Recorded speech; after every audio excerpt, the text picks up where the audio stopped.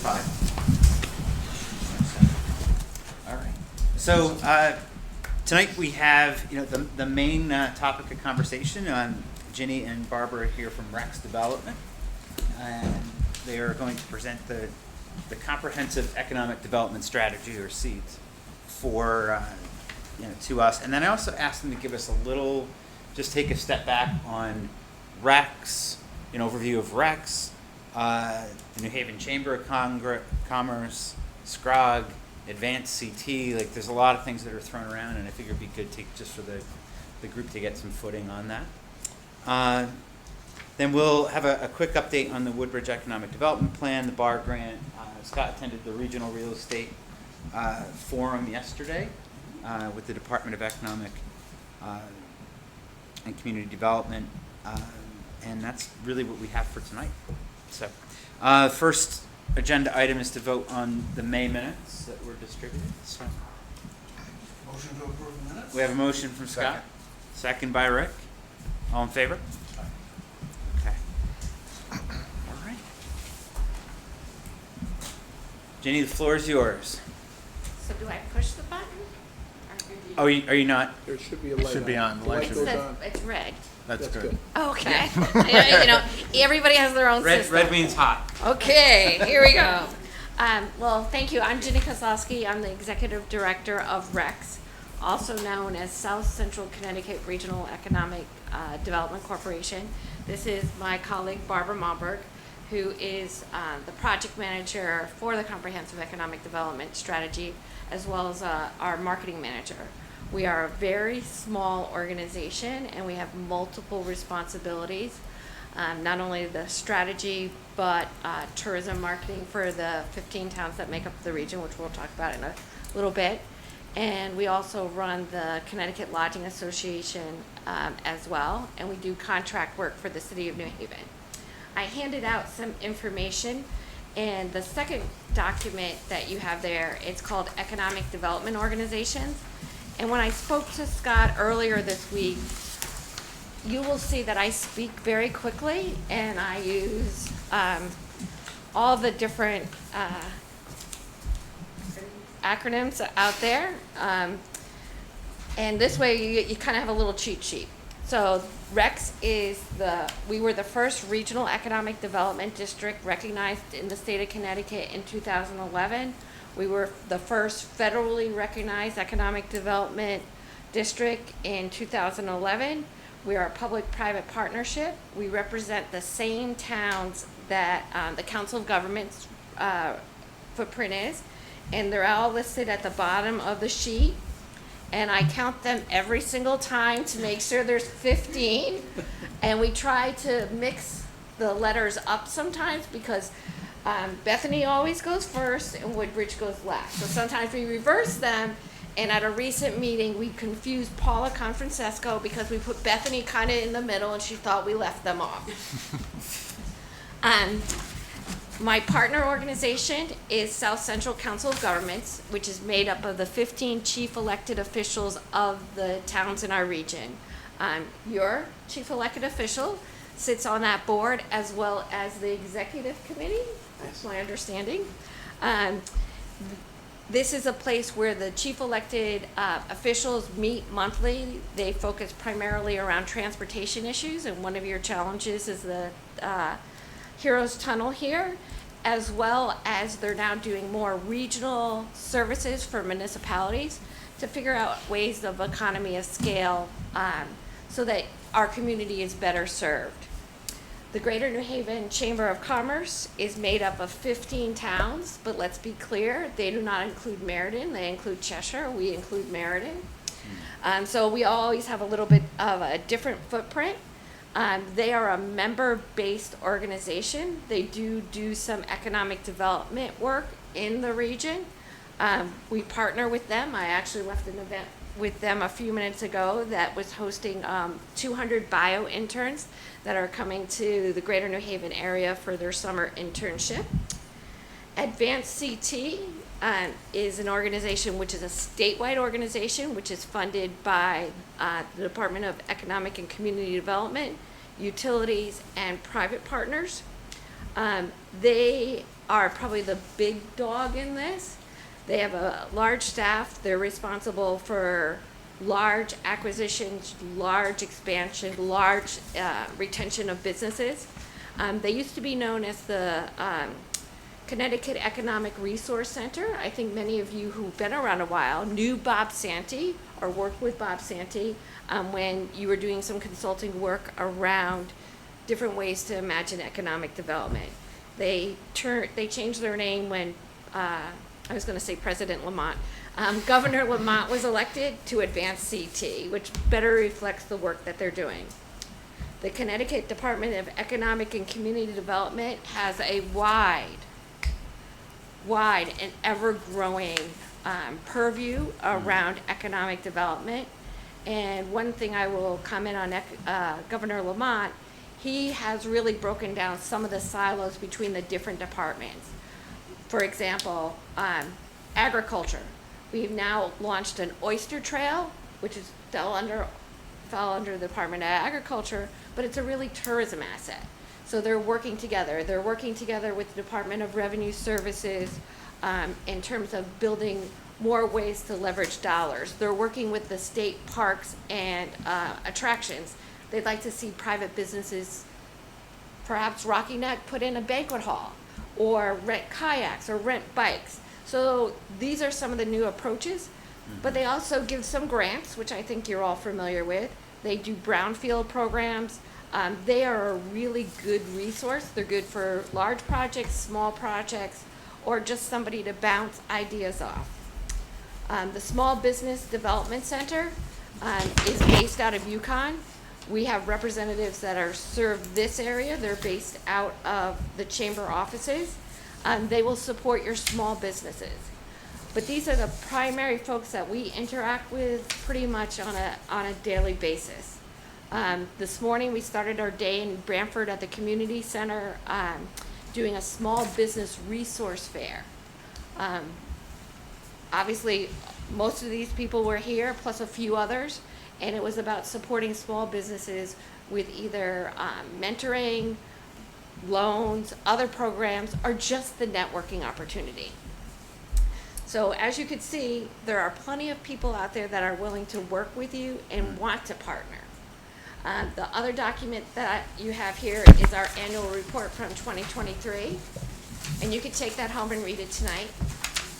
Then your town profile. This is provided through a partnership with Advance CT, and it gives you a snapshot of your community, your demographics, where your primary jobs are coming from, and your key employers, and your housing information. This is a great tool when you're talking to folks who are considering moving into your region.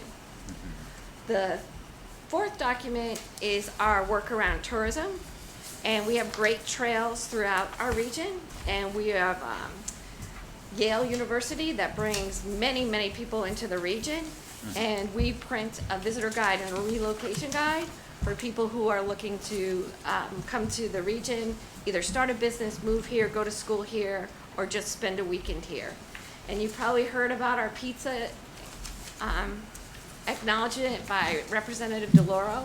We're now the pizza capital of the U.S., and we now have an oyster trail that goes across the state of Connecticut. So that's kind of a snapshot of what Rex does.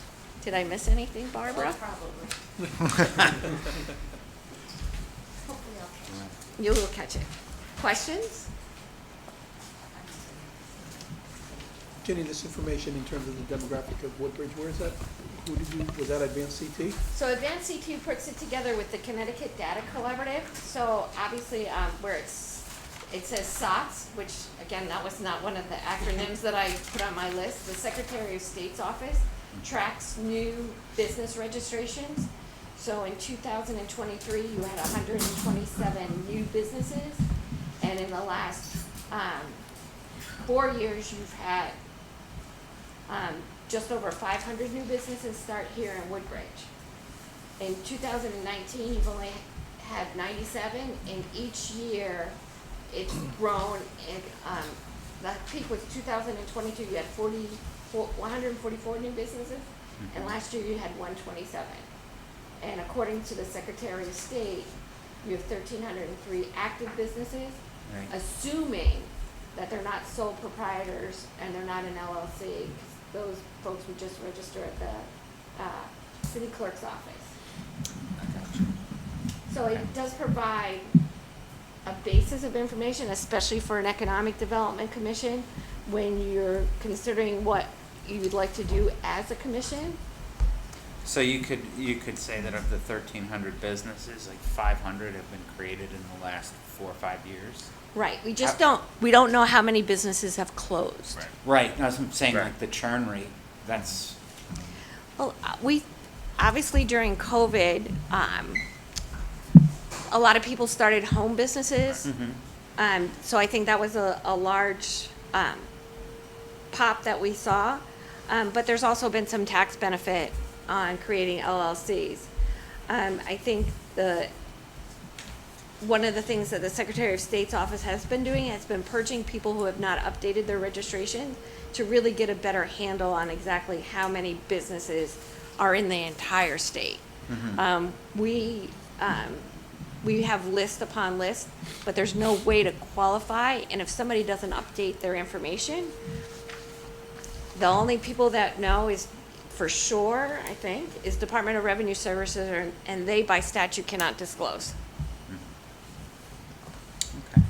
I can forward to everyone the town profiles, like I have the link that you can go in and look at. Oh, yeah, you can do the comparison. Any town, you can make comparisons yeah. across and go back, I think there's a couple of years worth too. Sure, so, for the next, upcoming SCROG meeting, we are including in our monthly report all 15 towns. I'm sure Mika has more things to do than really search for himself, so we're gonna kind of make it easy for those chief elected officials just to kind of get a snapshot of their towns, because they are changing. One other caveat we will say, and we'll probably say it again, is the data from the 2020 census is not right. It wasn't complete, people were counted where they shouldn't have been counted because everything was in transition that spring. So some of the numbers that we look at were cautious, but the Secretary of State's number on new businesses, they've improved their technology.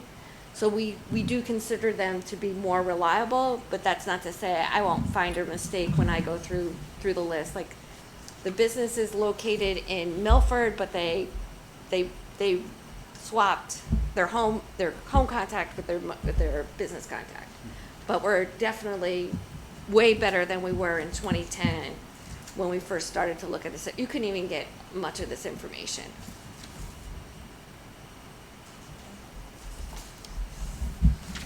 Thank you. Thank you. Yeah, this is great. And if you need any more help with any of the other acronyms, we'll make sure we Yeah. just speak up. Yep. So I'm gonna turn it over to Barbara, who's gonna present on our 2024 annual update. Every 5 years, we do a full comprehensive economic development strategy, which was in 2023. So this reports on our progress, and it gives a snapshot of the whole region. And there's things to celebrate, there's things to continue to monitor, and there's new challenges. One of the things about the new businesses, in 2008, when unemployment was very high, we saw a lot of new business starts. With unemployment as low as it is, we're surprised to see as many businesses being started. It's usually not aligned. So Barb, you want to take it away? Yeah, sure. Oh, you have to write. I have to go. Ginny, you said it's annual that this is done? Yeah. Okay. Your recording was right. I can't see I'll be the clicker. Or to give you oh, no, I'll stand. That's easier. Here, why don't you just sit there? Oh, no, it's okay. I've got this. I'm fine. Yeah, I don't think they gave you that.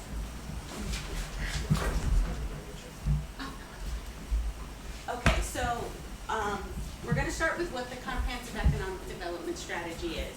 It's a regional plan so that all 15 towns are working together to try and resolve the issues that can't be, really resolved at the municipal level. As Ginny said, we do have all 15 towns. I have counted them. But the point of the SEDS is to really identify things that we can do at a grassroots level. You know, even with the entire region, we only have 570,000 people. It's really hard to make change at a group smaller than that. One of the most important things about this is, as Ginny mentioned, we're an economic development district through the US EDA, and that allows us to maintain eligibility for federal funding. Because we're an economic development district, part of that is we have distressed municipalities in our region. Sometimes. It varies. I think we're going to make it soon, unfortunately. But basically what that does is say any one of the 15 towns in our region would be eligible for funding for a distressed municipality. It's basically the understanding that problems like unemployment, housing, transportation, they aren't going to be resolved at a municipal level. So this is one of the ways that we can access funding to help resolve some of those issues. By having this plan. By having this plan and being an economic development district. Can you define what a distressed community is? It's like 24 months where your unemployment is 1% higher than the national average, or your median household income is 80% or less, I believe. So they look back over a certain number of months because it just varies so much. And right now, our distressed municipalities in the top 25 is what they look at, is West Haven, East Haven, and Meriden. New Haven had been included in the top 25. They've seen growth in their median income, and their unemployment is less than 1%, so they're number 28. They still get credit for distressed, but they're no longer in the top 25. So you said the median household income is 80% of what, of the It- state? Or It's of the you AMI. said it's 80%? It's for the area. It's Area, It's area median income. It's not compared to the state. It's compared to our region, I think. Right. Yeah. So if one of the towns is 80% of the region. Yes. Gotcha.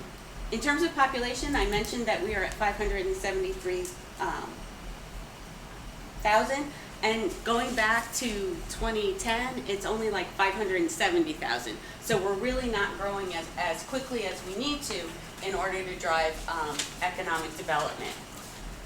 In terms of regional households, we have gone up a little bit, not by a ton, but a little bit, and that really reflects the housing that's being built in New Haven. They're apartments, they're not large homes, so you're seeing, you know, a few more people, but they're really just singles and couples who are moving into rental units. The county per capita income, and in addition to the US Census being a little quirky, the COG, all the COGs in the state, submitted a request to the federal government to stop using counties for our definition, because we aren't counties, we don't use them. So that we asked them to use the RPOs, regional planning organizations, which are in fact the COGs. So what you'll see here is I kind of flip back and forth with the data that's only available at the county level versus that's available at the RPO. But for comparison purposes, you can see the county per capita income, and that's up 15% since 2019. And it's up 29.7% since 2010. So we're definitely seeing some growth there. In terms of the median age, we've been doing this since 2010. It's the first time it's ever gone down. We were at 40.5 last year, and we'll celebrate it because it has never happened before. In terms of the factors impacting economic growth, I don't think this is going to be a shock to you. We hear this all the time in Connecticut, and we're actually hearing it a lot nationally. The number of unfilled jobs is actually higher than that. The rumored number is about 90,000 now. We see a huge demand for registered nurses and certified nursing aides. That's the biggest demand. We've got Workforce Alliance who's trying to bring people along for the CNA program, but it's going to be a while before we can actually meet those needs. One of the big things that people talked about all the time with COVID was, oh, everybody left the workforce. Well, the reality is our workforce is larger now than it was in 2019. We're just seeing growth in certain jobs, but not something that's really you can hang your hat on. But that's definitely something we would like to see continue, as we still have so many open jobs. Okay, can I pause you there for a second, please? Yes. Is that because of retention of college students who are graduating? Is that because people are moving to the area? Is it because people are reentering the workforce? Can you provide some flavor to that, please? Yeah, I think you're right on all of those. Lots of college graduates weren't able to leave, so we have a lot of graduates still living with their parents. So that helps us build our workforce, not necessarily great for, flying the nest. We've seen people trying to move here from, we saw New York, a lot of people trying to come in from New York, some from Boston, but mostly New York, but there's no place for them to go. So we have these jobs.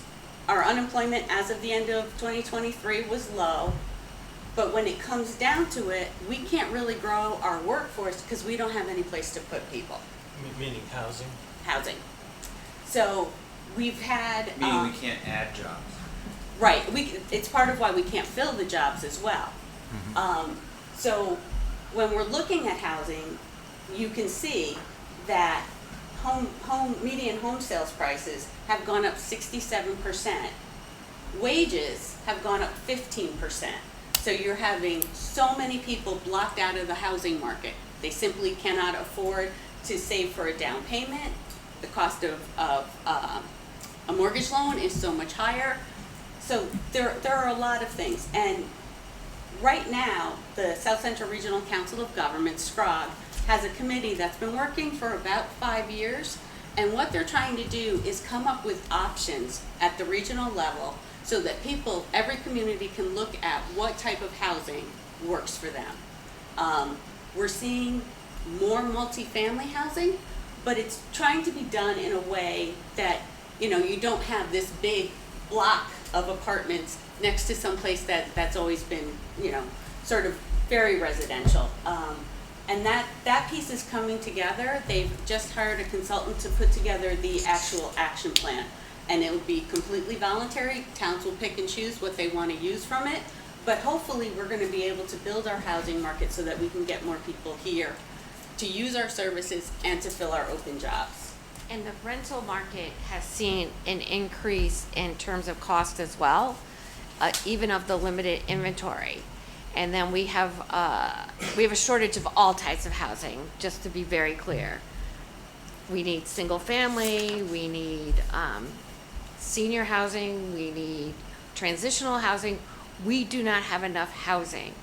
And what is concerning, if you're here and you want to downsize from your larger house to something small and stay in your community, there's not a lot of options for that. And I think that's a challenge. And there's also not a lot of land. New Haven, which is our largest city, is only 18 square miles. And there's not a lot of places left to put housing. And we've preserved a lot of our land, which is a good thing. But again, each town has to think through what's best for them and work to figure out how they can add more housing without increasing the burden on their own taxpayers. So in terms of our key sectors, we have healthcare, higher ed, bioscience, manufacturing, arts, culture, and tourism, and entrepreneurship. Healthcare, I think we all have seen how Yale New Haven Health and Hartford Healthcare are expanding in the region. We're seeing that there are an insufficient number of primary care physicians and specialists, and there's a lot of concern about, as our population continues to age, how are we going to make sure that people can get the appropriate care? In terms of higher education, this is really important because it talks about what our workforce is going to do. We looked at that enrollment, and overall, in the 6 colleges and universities in the region, enrollment has decreased by 1.4%. When we dug a little deeper, what we found is these 3 colleges and universities are the ones whose students stay here after graduation, and those numbers have dropped significantly. I've talked to the people at Gateway and through Workforce Alliance, and the numbers are better year over year, but this is something we're definitely going to watch to make sure that, you know, people are coming through the pipeline. It's great, we finally have people going into the trades, doing VOTEC, and we need that as well. So we want to make sure that we've got a good balance to make sure that we have the right skills for the open positions we have. Are you finding any uptake on the CT State idea, right, in terms of using the community colleges as like a stepping stone for Southern, Western, Central? Yes, people have been doing that a lot. It's a great way for kids who have graduated from high school and are sort of in transition, not really, especially with COVID, students did not pick up all the skills they needed to work at a college level. So by going to the community college, that gave them a chance to sort of catch up, and if, you know, they maintain, I think it's a C average, Right. they are automatically accepted into SCSU. Right. So, or any of those. So it has been a very powerful thing to try and get people through the system, because if you go to college and you can't do the work, you're not going to stay in. By having that in-between piece, using, you know, Gateway or Middlesex, any of those, it sort of buffers it, so it's a smoother transition. And it reduces the financial risk. Absolutely. I think it's within 6 months of graduating high school, right, you go for free. If you begin the program, Mhm. right? No, And there's- I teach at Amity. We are seeing that, Yeah. and it's not a lot, but it's noticeable. And a number of our high schools are partnering with Gateway so that students are actually graduating prior to getting their high school diploma with their associate's degree. So again, that's a big cost savings. Huge. But our challenge is educating parents so that they can talk to their kids about it. Yes. It's not a well-known fact that these options are out there. And where do you go to find out? Right. And I think that's a challenge. And Gateway and Southern have both expanded their offerings that many people in our region aren't even aware that are here.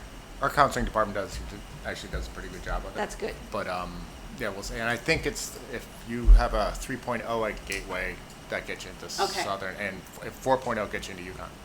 Oh, okay.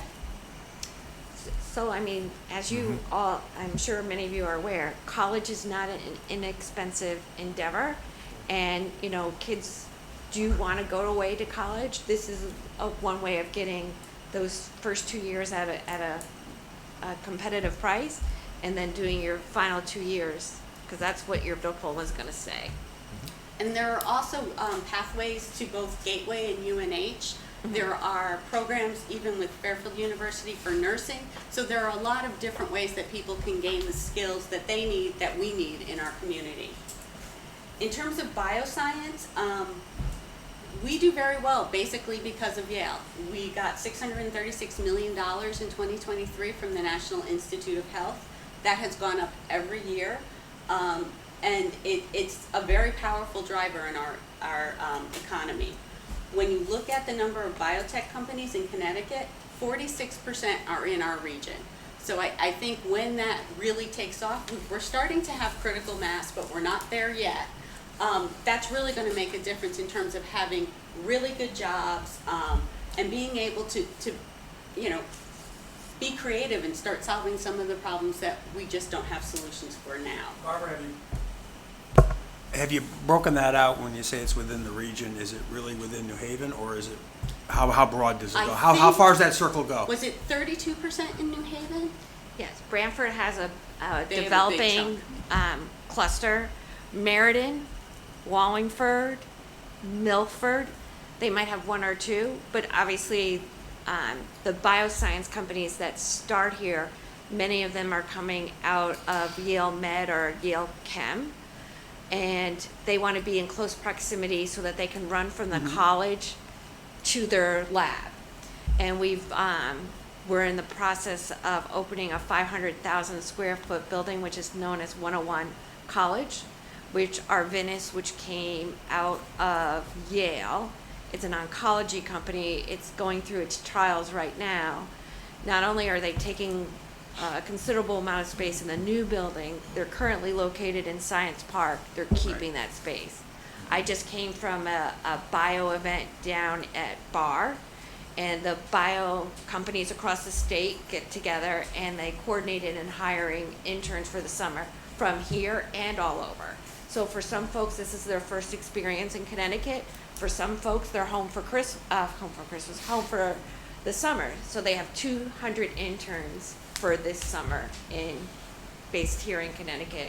And that's, again, if we can capture those 200 people to stay here when they graduate, that's a good deal for us.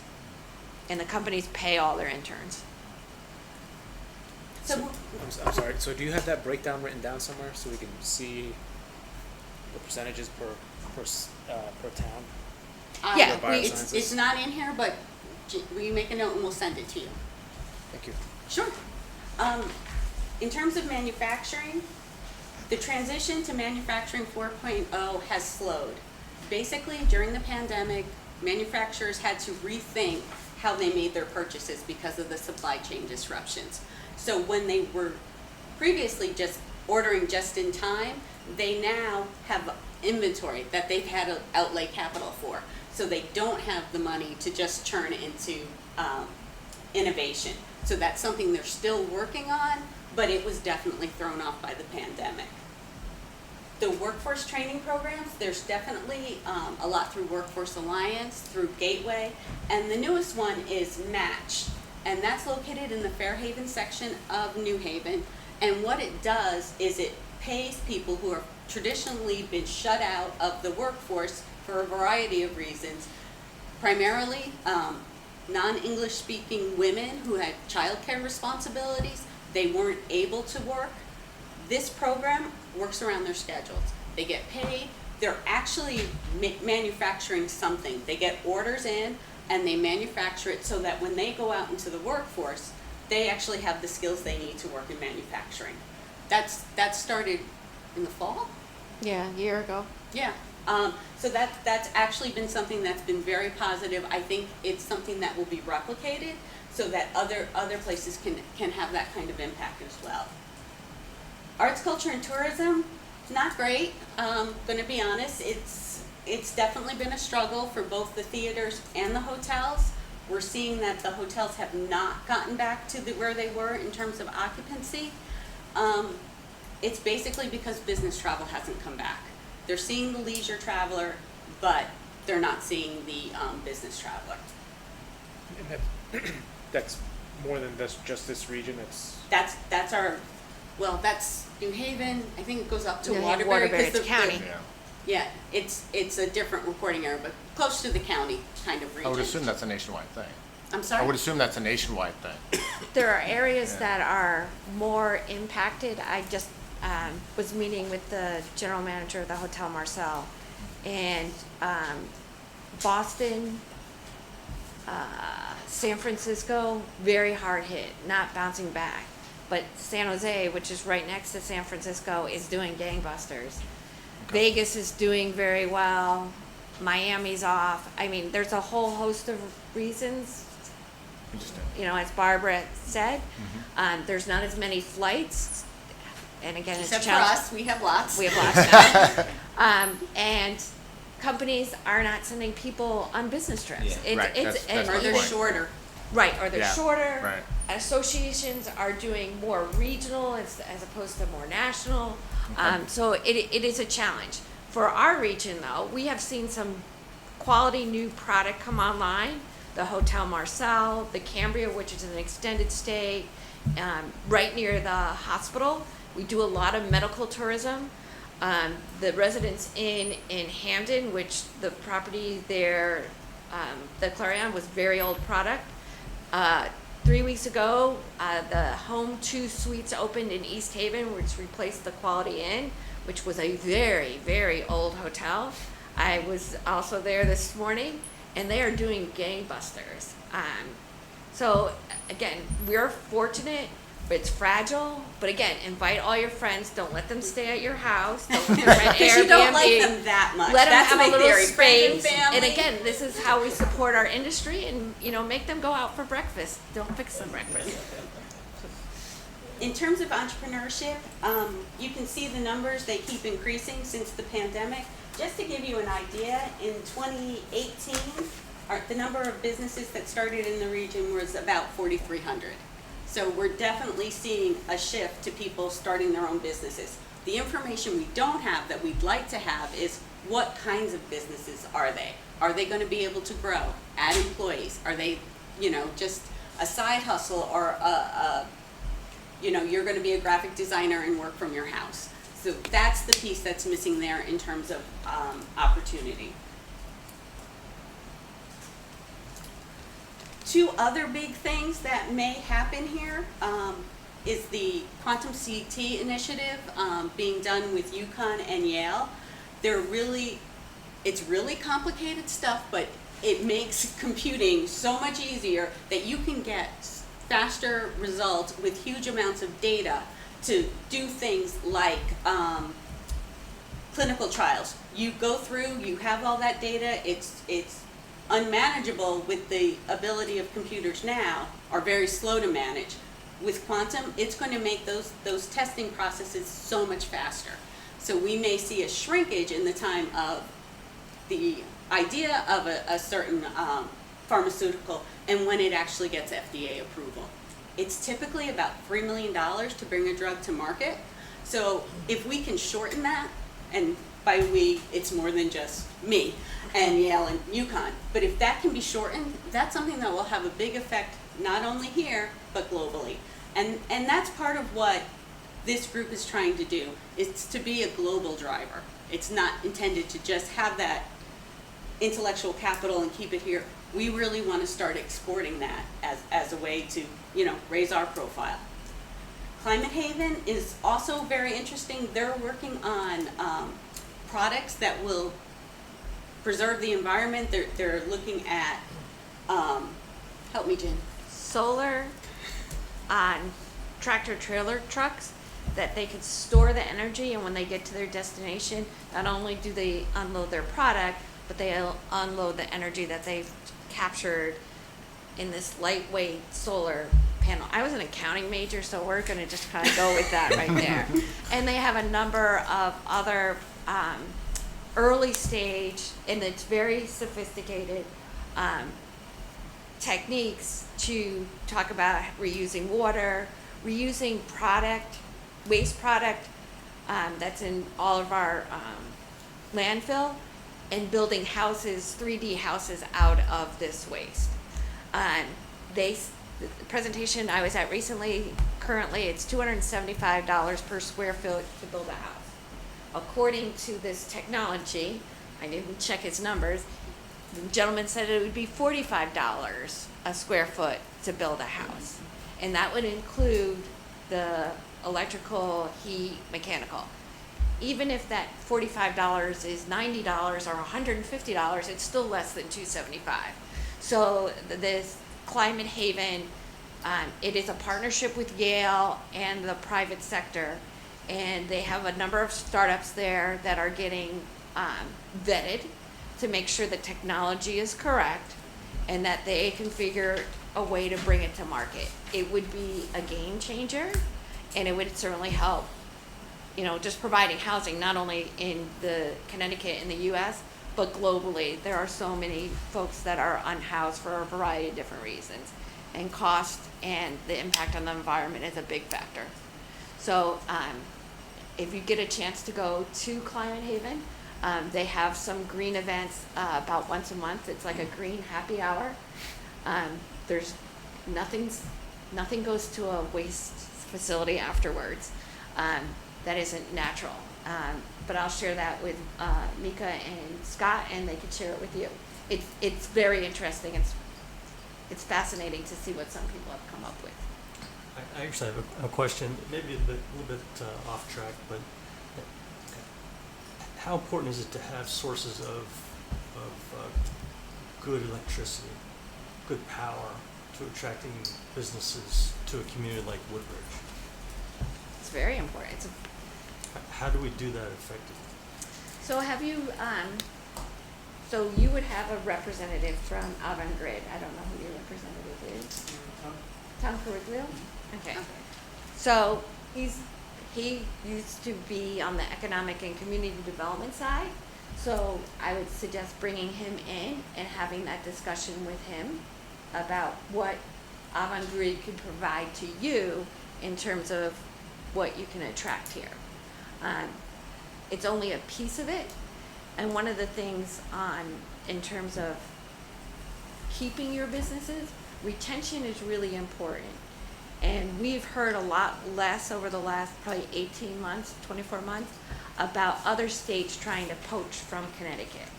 I think it became clear during COVID some of the challenges in other parts of the country, despite the challenges that we faced here. So we're not hearing that there's as much poaching. And the reliability of our electrical grid is very good. I'm sure you've all heard about what has happened in Texas and other parts of the country with the unreliability of their electric grids.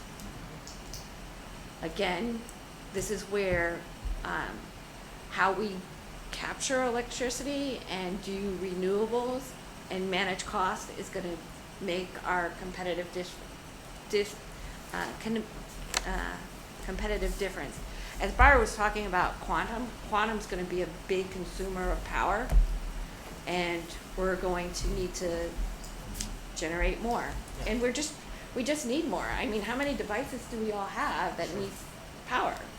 And all these computers need more power. Sure they do. It was your comment on quantum that made me think of that question. It is definitely. How is quantum sourcing that energy? So Yale has its own power plant. What don't they have? Right. I bet you didn't know that, and I No, bet you drive by it. Well, No, it's right. actually, I did know it, but Right. I didn't realize that it was up to the level that I think quantum would. Well, I think they'll probably need more, but they have it right on Grove Street, and it's right in between there and the cemetery. So they will need more. And right now we're in the early stages of quantum. Quantum's based out of Science Hill and Science Park. UConn has some quantum, and again, we're now doing very just small testing. When quantum gets to the point where it's going to go to market, it will depend on where the power is. In our region, Wallingford produces its own public utility, and they are a fraction of the cost of what it is here. Same thing with Norwich, and there's one other community, Grind. So they're in discussion right now on data centers because the cost is so much cheaper, and they want data centers spread throughout the country. So it could be an opportunity, but I definitely encourage you, Scott, to bring Tom and some of the UI team, because not only will they help the town, but they can also do outreach to your businesses, and they would be a good source of information if somebody has approached them and said, like, I need help because I'm putting in this new system. And it's going to require XYZ additional resources. And they help those businesses because they need those businesses to stay, to pay their utility. How do they help a business? So they'll help with value engineering in terms of putting in a new system. They will talk to them about programs that Avangrid supports that could help them with costs. Okay. We have been in conversation with some folks in regards to Woodbridge considering power. Nothing significant as yet. But they have been a very good partner with Rex. They support us financially as well. And like I said, we've worked with Tom since 2010, and they do great follow-up. But they definitely have challenges with their regulatory body, because they do need to continue to make investments into the system, both Eversource and Avangrid, because it's aging, just like Barbara had talked about earlier, and you need to make those investments. I think we all remember what happened during Sandy, the snowstorm, and the Irene. And part of the issue is we don't actually generate power here. Yeah. We buy it, and then they're the service deliverers. So there are costs all along that line that really aren't avoidable. So that's where we sort of get stuck between, that's why Wallingford looks so different than everybody who doesn't have their own power plant. In terms of progress, the regional sector partnerships, those were set up by the Governor's Workforce Council. We have 3 that are centered here out of the Greater New Haven Chamber of Commerce. We have bioscience, healthcare, and manufacturing. Ann Benowitz is a great resource if you have people looking to get into these sectors. She can certainly help hook people up. They are addressing workforce issues, all kinds of things that really, things we need to do to make it easier to be in these sectors. Told you about the COG Housing Committee. We have had increased access to affordable high-speed broadband. You know, with the ARPA program ending, we're a little concerned about our lower income communities. I think, is it Meriden only has like 80% of their population has high-speed internet at home. And that is just a phenomenal number. I think you guys are like 98. So when you look at that, there's definitely a disparity that needs to be addressed. In terms of transportation, Tweed and Avello have completely bucked the trend of being an airport in East Haven. We were told forever and ever we would never get an airline. You can't fly 737s out of there, all kinds of things, and we now have 25 destinations within 3 years of them launching. There are still issues about, they've gotten approval to extend the runway, but in order to do that effectively, they need to move the terminal. And New Haven is okay with the terminal, but they need to move it to East Haven. So there's still a lot that needs to be worked out there, but I think the fact that Avello has shown that they have a successful model is going to move the process forward. It's just nothing happens really fast on that front.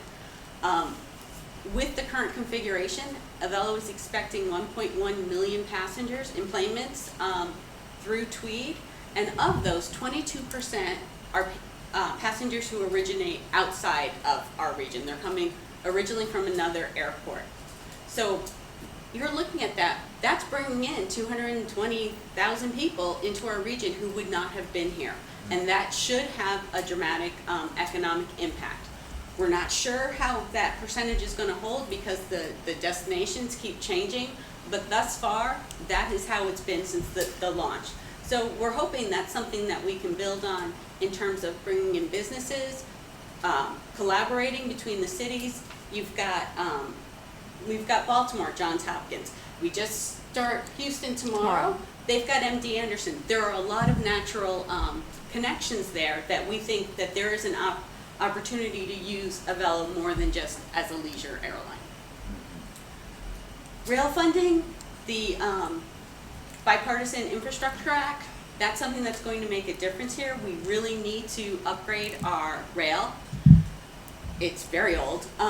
So that's one of the areas where we can actually put funding in and see a difference. We want to, decrease the time it takes to get from New Haven to New York. We want to make it easier to get to Penn Station and have more options there. And this is the first time we've actually had funding for that to happen. And we're the 9th busiest Amtrak station on the whole line in New Haven. Really? Yep. On the whole line, meaning Whole country. Whole country. the whole country, okay. Yeah. Union Station, as the home of the Amtrak station, they are undergoing a complete RFP to redo the station, not get rid of any of the existing structure, but to upgrade it, put in mixed use, some housing. All of these things are on the table. So that should be a dramatic change in that area, especially since across the street was Church Street South, that housing project that was knocked down, and that's going to be rebuilt in a way that really fits in more with what people want in a neighborhood. They kicked off the work on I-91, 691, and the Route 15 interchange in Meriden. Heard a lot of people cheering about that because that is just an awful interchange. And we've talked about Heroes Tunnel. That came up at one of the COG meetings with the commissioner. And it's on their radar. I think it's one of those things we need to keep pushing. And there are so many things that people want done, and that's really important to us, so, as a region. So I wanna make sure that, we just keep that up on the top. We keep it in the SED, so that if there's an opportunity for us to get money, we're gonna be eligible for it. Our Venice and our Lexington, we've sort of talked about. And then in terms of sustainable CT, we've got 13 towns participating, 5 are certified, and it's just one of the ways in which towns can demonstrate when they're trying to attract businesses that these are things they're actually addressing.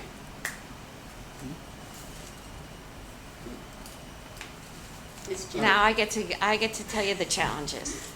So, as many of you know, Mika knows more than most of you, that our ARPA funds are expiring. They have to be committed by the end of 2024, and I think spent by 2027. During COVID, those funds were a lifeline to many communities. And now that they've expired, it's creating some budget gaps on municipal budgets, particularly boards of ed, some in our community, some in other parts of the state. So the state of Connecticut, when they were in their legislative session that just ended in May, they did not tinker or adjust Connecticut's budget to help communities who needed additional funding from gaps that were created from ARPA. So I hear there might be a special session because they recalculated the state's budget, and magically they found some money that may They have help. a lot of couches they They can have just a lot of clean couches. change out. It's a challenge. Expenses, as Barbara pointed out on the housing. Housing's up 67%, income's only up 15%. There's a huge gap. And in your municipal budget, your cost of healthcare, facilities, all those things are going up. Income was up 15, 1.5. Yes. 1.5, Yeah. housing was up 6.7. Right. Yep, that's a big challenge. We're expecting to see a possible state budget gap in fiscal year 25, which would be the new biennial budget, which they'll start to work on next January. Again, based on some of the data, that would be a problem because prior to COVID, the state had significant budget difficulties, and there are a lot of cuts, and a lot of local programs were cut as well. So we'll continue to monitor that. Population, as Barbara has said, we need to keep attracting and bringing new people into our community and providing housing, workforce, schools, all those things that make us attractive to than other So it's places. The basic, I mean, it's just the population trend, right? Is it that folks are not leaving to retire? Is that what's driving like a lot of this with the housing? So we were export of residents up until COVID. Our Connecticut population was declining. Since COVID, our population is growing, but it's growing very slowly. I met the person from Lakeland today who does what I do there. They have an average of 88 people move in every single day into that county in Florida. And they're all ages. I asked the question, are these retirees? He said, no, they're all ages, and a lot of them are families because it's still more affordable to be in Polk County than in other parts of Florida. And again, the weather is great. There's schools there. We just don't have that. Diversity, equity, and inclusion is really closing the opportunity gap for all of our residents. Sustainability, as Barbara talked about, brownfields, we have been cleaning them up. We've had a lot of federal support, but we still have land that we need to clean up to put into productive reuse. Municipal solid waste is a challenge for. As you do this. It hurts your budget. You know, your tipping charges are up. I think we all are aware that we're putting more cardboard into the system, even though Amazon is shipping fewer boxes. But there's no place, there's no glass reprocessing. These are things that we shouldn't be thinking about on a municipal level. We should be thinking about on a statewide level, because it's not just unique to Woodbridge or to our region. Hazardous mitigation, we haven't had a significant weather event. We've had a few tornadoes, but they've been in limited areas. They have not caused widespread destruction, as did Sandy, Irene, and the blizzard. Cybersecurity, which is a huge issue across all sectors, and the cybersecurity criminals are getting better at it, and despite better training, it's still happening. I think you've all heard about United Healthcare. They had an attack earlier this year, and they are months behind in processing claims. Disaster preparedness, there are ongoing trainings for municipalities, but municipalities don't have every single building that has backup generators. I think we saw there's not enough for a whole town to lose its power. Evacuation areas, it is a real issue. Frankly, we're not in a place where we've seen the fires that they saw in California. We're not really prone to earthquakes, but we are prone to weather events. And there are drills, but when the real thing happens, it's a very different event. Aging infrastructure, as we talked about, it's not only with the grid, not only with the roads, but our public buildings, our hospital system. Yale needs to build a new hospital. I was born there, so you can guess how old I am. It's time for a new hospital to be built, and those things are not inexpensive. So those are the things that we continue to monitor, and I do want to end on a positive note. We are so much better than other parts of the country, and when I talk to colleagues in other places, it makes me grateful for all the things we have here that are going for us. We are growing, albeit slowly. We have great educational system, we have great health care, and we have a great quality of life. So, proud to be in New Haven. Just to piggyback on that, Jenny, we're also in probably better shape than a lot in some of those areas as well from a town perspective. Right. Particularly where ARPA funds are concerned, we're getting leverage and hear that some other folks have to and things of that nature. Same thing with brownfield cybersecurity and things, we're taking steps along those lines. There were steps taken way before me, so it's not good to me, I can tell you that. But there are some things that we are doing now that are going to help us in this regard as well. Right, and it's making that investment, and sometimes when you have to go through the municipal budgeting process, is you're all living your daily lives. You don't know what really happens within City Hall and within the region. Cybersecurity is a program that the Council of Governments also has. They're also working on a municipal waste program, and working together is much better than trying to do it on your own. But these are not small, insignificant problems. They are significant. Did I miss anything? No. No, please stop. Yes, exactly. Okay. Covered a lot. I hope not. Thank you. Thank you. Thank you for having us. And we're willing to come back anytime to chat or whatever you'd like to do, or help you get other speakers. That's great. Lots to think about, think through. Sure. this. We won't give you a quiz, will we? Can we get that Yeah. sector data Yeah. broken down by the various towns? Yeah, Thank you.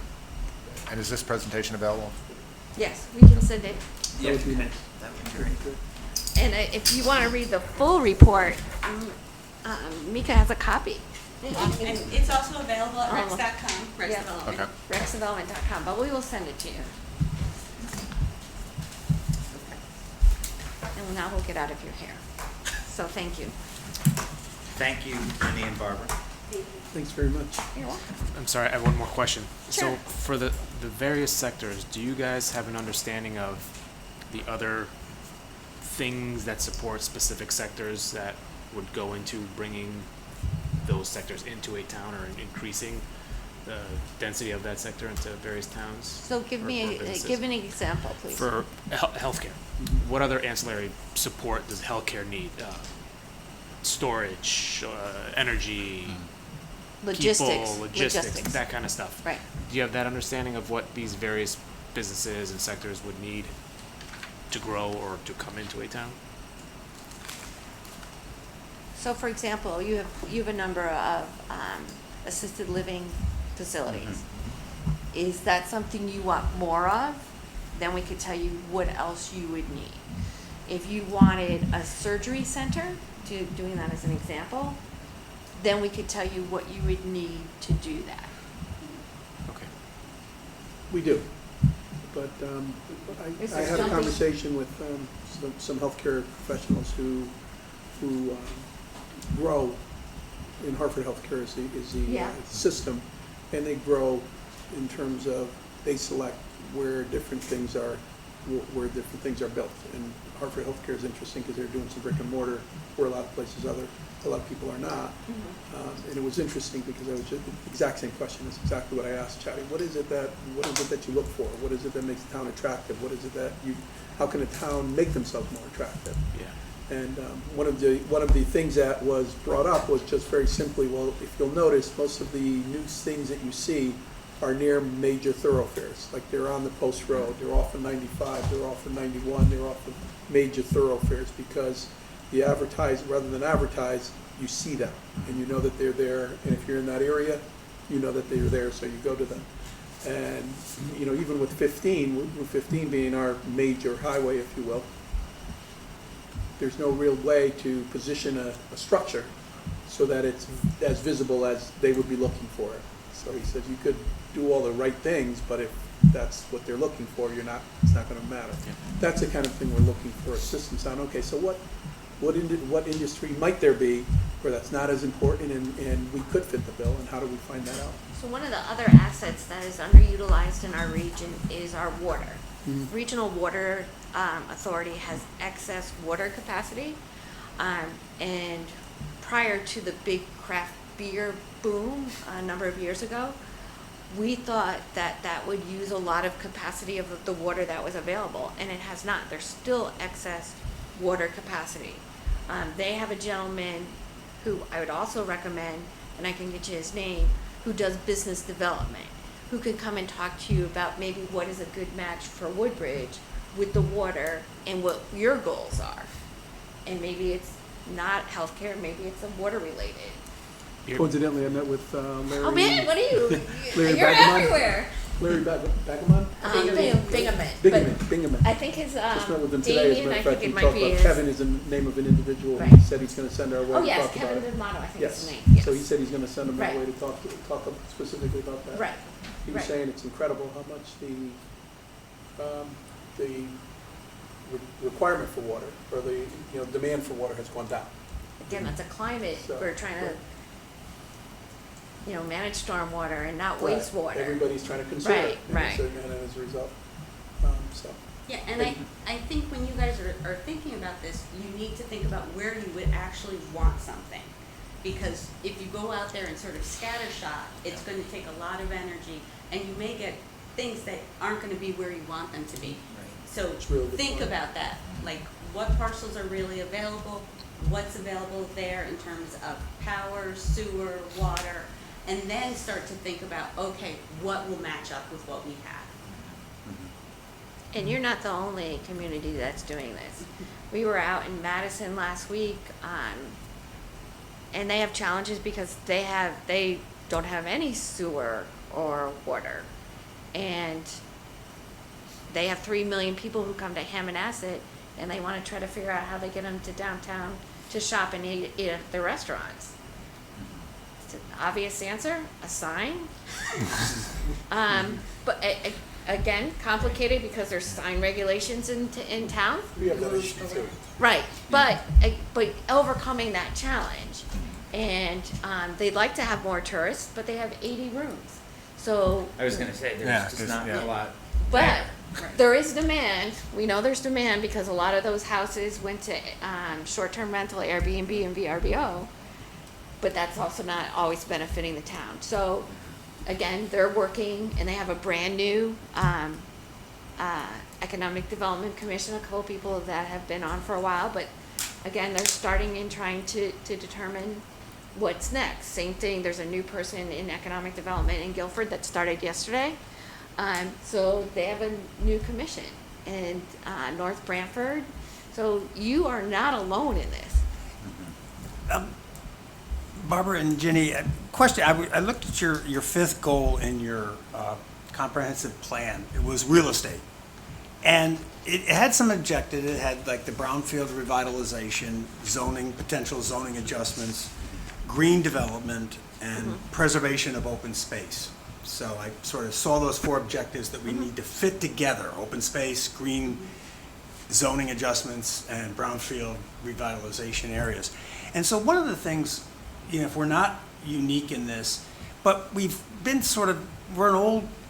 Connecticut's been around for a long time, and we have institutions that we've inherited.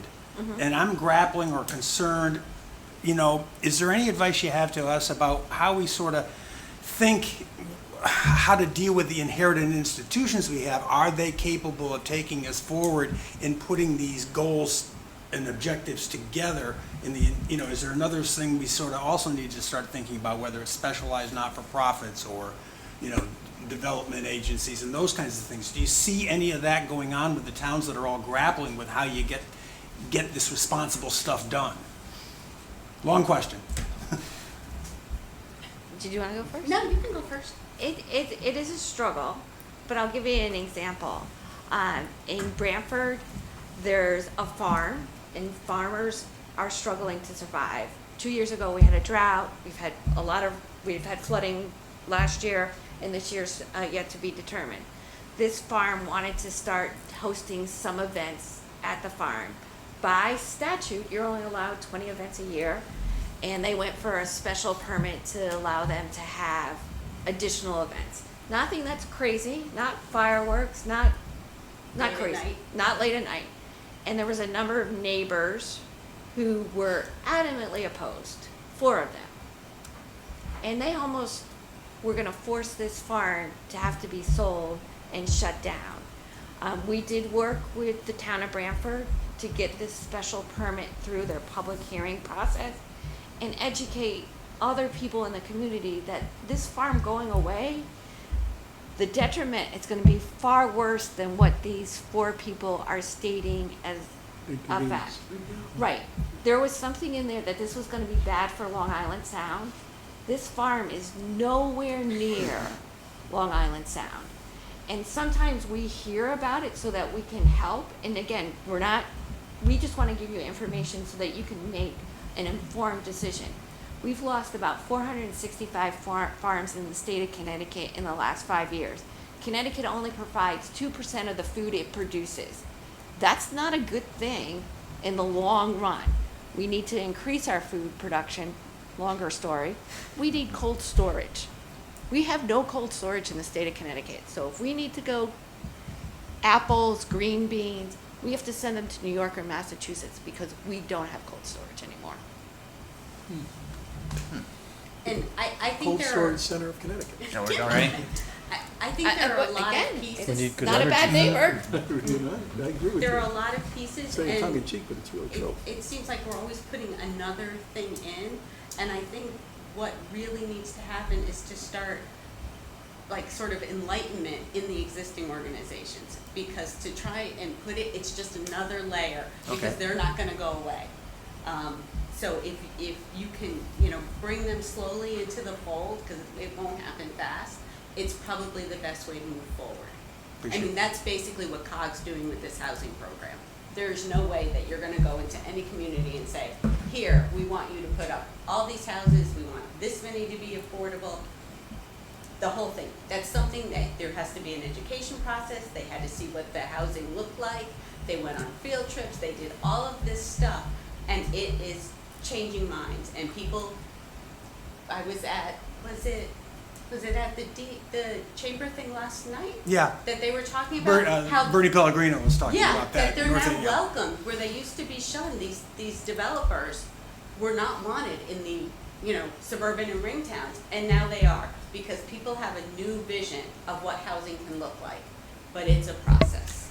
And they might say, I'll report on, I attended it last night, but they may say that that's the economic boom that's actually hitting a net economic boom. At least that was some of the comments that were made, whether that's, whether we're gonna grapple with those things. But I really appreciate that, because that's, how do you deal with creating new institutions, or do you deal with the inherited institutions that may be outdated, Right. but still are there, and it's a modern world, we're an old state, and we got old things that haven't changed for decades in terms of our institutions. Right, And committees, that have been around for, Oh, I mean, you can go into places and someone's had that job for 30 years. Yeah. They have all the information in their head, and if they don't want to tell you, they're not going to tell you. yeah, So I think that's the part that can be cleaned up. appreciate that, thanks. Sure. Thanks for coming too. Thank you, thank you very much. Thank you. Thank you. All right. I know we have another meeting coming in 15 minutes. Okay. Oh, It's my wife's meeting. Oh, okay. So we'll be done. I'll at keep 14. things happy at home. All right. Okay. So as far as other updates, bar grant, we're still waiting on the outcome there. It could be tomorrow. It could be. It's expected, the announcements are expected tomorrow. Expected tomorrow. Yeah. I think another update I wanted to share, I just learned this afternoon, is that Dale is going to be with us for another year. His contract got extended. So as we think about, the town planner, we maybe just cover that real quick, right? Goldman and York, the contract's being negotiated with them right now. So we will hopefully have that, I think you guys had said by like the end of the month. Correct, that's our intent right now. And what's holding it up, just so you understand, it's not like we're negotiating in terms of going back and forth with Ts and Cs and trying to figure out what we're going to do. But we have an opportunity for a grant Yes. from the Department of Housing, which is almost half of what we've budgeted. So it would give us the full amount that we need in order to accommodate a year's worth of the town planner. And as part of that, there's certain things we have to make sure are in order to secure that grant along with this. And we kind of waited to see, because in sometimes grants, you can't have already encumbered the expense and then have them give you a grant. So we wanted to make sure we didn't overstep our bounds. Right. So hopefully we'll know more about that. We're submitting additional information, as Scott Yes. knows. And once we do that, we get some information back, and we'll be able to end this process and move So forward. that grant would be through the Department of Housing, right? So there's a lot of grants we're trying There to keep in order, but that, and then again, to hear, that we do have Dale with Rex for another year to kind of fill in some of the gaps, and you can use them all over the place, right? So, all right, Scott, did you want to touch on the? Yeah, just briefly, the Greater New Haven Chamber of Commerce had a keynote speaker, Dan O'Keefe, spoke at a real estate forum. He gave an economic talk, it mainly focused on more of the business sort of sector, but it was a real estate forum. So at the end, he talked about brownfield area-wide revitalization and workforce housing a bit. And then they went into a panel, as Barbara mentioned, they had a land use planning attorney there that really talked about the gangbusters of terms of economic growth being experienced in some towns that are rolling out red carpets and to multifamily. And so What he's towns are seeing the gap? North Haven and Hamden, he mentioned in particular. I don't know, if they, but that was, I'm just reporting on. Scott, when they say multifamily, is it beyond? Apartments. Apartments, okay. Yeah, and so, that was my note. There's a boom, they're rolling out the red carpet for amazing transformations. So that was, I don't know, he's a real estate land use attorney, one of the comments was from the New Haven area side. Oh, by the way, it's Meds and Eds for New Haven, right? In other words, Meds and Eds is the economic drivers out of New Haven, and the great news there. But they talked about New Haven being a gritty town and being a collaborative town, and they've really had some success in New Haven. I saw that firsthand from my work experience in managing state and local affairs. And they said that they've really had some real, so if you're talking about are putting these grants together from different state sort of agencies and stuff, they've really said that that's been the real key to a lot of the success in New Haven. It was the collaborative effort from New Haven and state affairs for the big driver was the ed there in New Haven, we all know, the Yale. Start in the down cycle, get aligned with the state and local, states and local get aligned, start in the down cycle because it takes so long to get this going. Don't wait till it gets good and great, and that was another sort of a thing that came around, and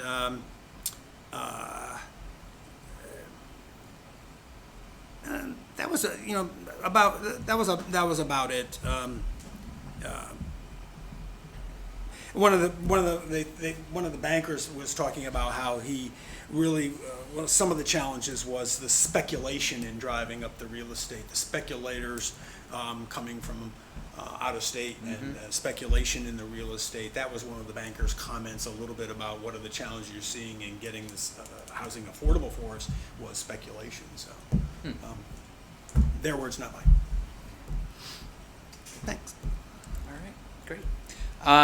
So no other new business, public comment. What I did want to touch on was we'd have meetings scheduled for July and August, right? And typically, we would do one of those 2 months. My recommendation is based on where we are with Goldman in York, right, and wrapping everything up, that we maybe wait until August for a meeting versus July, so that we can have them fully on board and really pick that up. The challenge would be August 8th, and this is where it's going to come in. August is, like Mika was saying, this is typically a horrible month for folks with travel. I know August 8th would be tough for me, but maybe we could just get an email going to align on that date. You don't necessarily have to do it on the date that you could Right. request a special meeting, but August 8th is not great for me either. Yeah. So, Yeah. But August in general, how does that work? That first week, we're 2 weeks away. Okay. I was thinking maybe later Yeah. in the month, like around that time, if this one head's nodding. Yeah. Scott, how does that? I think later for me as Later well. August? I think, yeah, we're due Okay. for a family thing. All right, Tony, we'll throw it out. So, meeting for July 11th, yeah, right, and then looking for a later date in August, is that what you're, No meeting in July. no meeting? Right.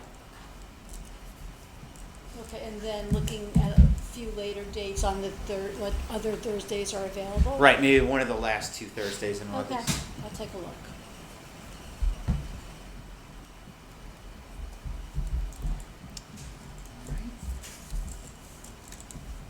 Okay, we don't have anything else. I'll take a motion to adjourn.